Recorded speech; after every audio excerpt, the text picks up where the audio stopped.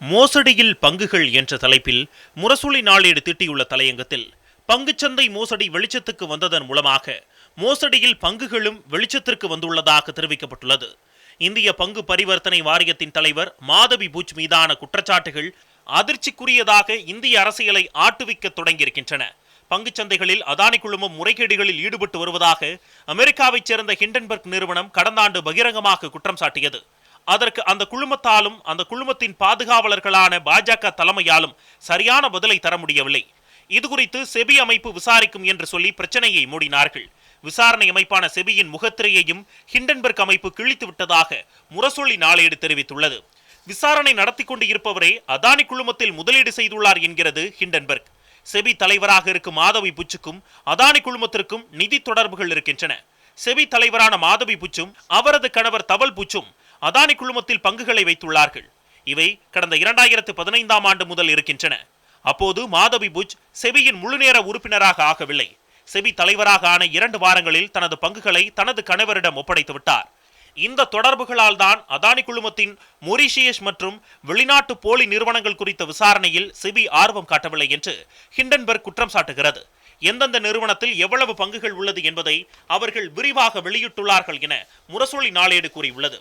இந்த விவகாரம் குறித்து சிபிஐ அல்லது சிறப்பு விசாரணை குழு விசாரிக்க வேண்டும் என்று காங்கிரஸ் உள்ளிட்ட எதிர்க்கட்சிகள் வலியுறுத்தி வருகின்றன. பல கோடி இந்திய மக்கள் தங்கள் பணத்தை பங்குச்சந்தையில் முதலீடு செய்துள்ளனர். அவர்களின் நம்பிக்கையை காப்பாற்றும் வகையில் செபி செயல்பட வேண்டும். அதானி குழுமம் பற்றிய குற்றச்சாட்டு குறித்து 2 மாதங்களில் விசாரணை நடத்தி அறிக்கை தர உச்சநீதிமன்றம் உத்தரவு போட்டது. இதில் பல குற்றச்சாட்டுகள் குறித்த விசாரணையை கடந்த ஓராண்டு காலமாக செபி முடிக்கவே இல்லை.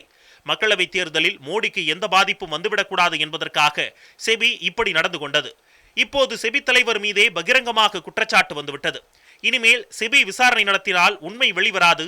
மாதவி புஜ் தனது தலைவர் பதவியிலிருந்து விலக வேண்டும் என்று காங்கிரஸ் கட்சி சார்பில் ஜெயராம் ரமேஷ் குற்றம் சாட்டியிருப்பதை முரசொலி நாளேடு சுட்டிக்காட்டியுள்ளது. வழக்கம் போல இந்த விவகாரத்தில் நேரடியாக பதில் சொல்ல முடியவில்லை. அந்நிய சதி, பொருளாதாரத்தை சீர்குலைக்க சதி என்று கூப்பாடு போடுகிறது. நாடாளுமன்ற கூட்டுக்குழு விசாரணை வேண்டும் என்ற காங்கிரஸ் கட்சியின் கோரிக்கையை பாஜக நிராகரித்துள்ளது. காங்கிரஸ் மற்றும் அதன் கூட்டாளிகள் டூல்கிட் நபர்களை வைத்து இந்தியாவின் பொருளாதாரத்தை சீர்குலைக்கவும் நாட்டின் ஸ்திரத்தன்மையை நிலைக்குலைய செய்யவும் முயற்சித்தனர். அது தோல்வியில் முடிந்தது. இப்போது பங்குச்சந்தையை அவர்கள் குறிவைத்துள்ளனர். பொய்யாக தயாரிக்கப்பட்ட அறிக்கையை வைத்து சதிவலையை விரித்துள்ளனர். நாட்டின் பொருளாதாரத்தை சீர்குலைக்க முயற்சிக்கிறார்கள் என்று பாஜக சார்பில் முன்னாள் அமைச்சர் ரவிசங்கர் பிரசாத் கதறியிருக்கிறார் என முரசொலி நாளேடு விமர்சித்துள்ளது. செபி தலைவரான மாதவிக்கு அதானி குழுமத்தில் பங்கு இருந்ததா இல்லையா, இதுதான் கேள்வி. அதற்கு பதில் சொல்லவில்லை ரவிசங்கர் பிரசாத். இப்படி சொல்ல பாஜகவுக்கு அருகதை இருக்கிறதா? 2024 நாடாளுமன்ற தேர்தலில் போலி கருத்து கணிப்பின் மூலம் மிகப்பெரிய பங்குச்சந்தை ஊழலை அரங்கேற்றியவர்கள் பங்குச்சந்தை சரிவை பற்றி கவலைப்படுகிறார்கள். நாடாளுமன்ற தேர்தல் நேரத்தில் பேட்டி அளித்த பிரதமர் மோடி, ஜூன் 4ஆம் தேதி பங்குச்சந்தை புதிய உச்சத்தை எட்டும் என்று என்னால் நம்பிக்கையுடன் சொல்ல முடியும் என்று உறுதி அளித்தார். மோடியை போலவே உள்துறை அமைச்சர் அமித்ஷாவும் ஜூன் 4க்கு முன்பு பங்குகளை வாங்கிவிடுங்கள், பங்குச்சந்தை உச்சம் தொடப்போகிறது என்று சொன்னார். அந்த ஜூன் 4ஆம் தேதி அன்றுதான் நாடாளுமன்ற தேர்தல் வாக்கு எண்ணிக்கை நடைபெற்றது. இதன் பிறகு போலி கருத்து கணிப்புகளை அவிழ்த்துவிட தொடங்கினார்கள் என முரசொலி நாளேடு சாடியுள்ளது. பாஜக மீண்டும் ஆட்சி அமைக்கும் என்றும் பாஜக கூட்டணி 350 இடங்களுக்கு மேல் வெல்லும் என்றும் தேர்தலுக்கு பிந்தைய கருத்து கணிப்பு முடிவுகள் வெளியாகின. அடுத்த நாளே இந்திய பங்குச்சந்தை புள்ளிகள் திடீரென புதிய உச்சம் தொட்டது. சென்செக்ஸ் 76,739 புள்ளிகளையும், நிப்டி 23,339 புள்ளிகளையும் எட்டியது. முதலீட்டாளர்களுக்கு ஒரே நாளில் சுமார் 14 லட்சம் கோடி ரூபாய் லாபம் கிடைத்தது.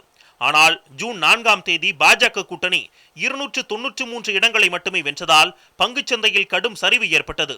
முதலீட்டாளர்களுக்கு 30 லட்சம் கோடி ரூபாய் இழப்பு ஏற்பட்டது. பாவம், இந்த 30 லட்சம் கோடி ரூபாயை அப்பாவிகளிடம் இருந்து பறித்து கொடுத்தவர்கள் யார்? கருத்து கணிப்பை வைத்து பங்குச்சந்தை மோசடியை அரங்கேற்றியவர்கள் இன்று அந்நிய சதி என்று பொங்குகிறார்கள்.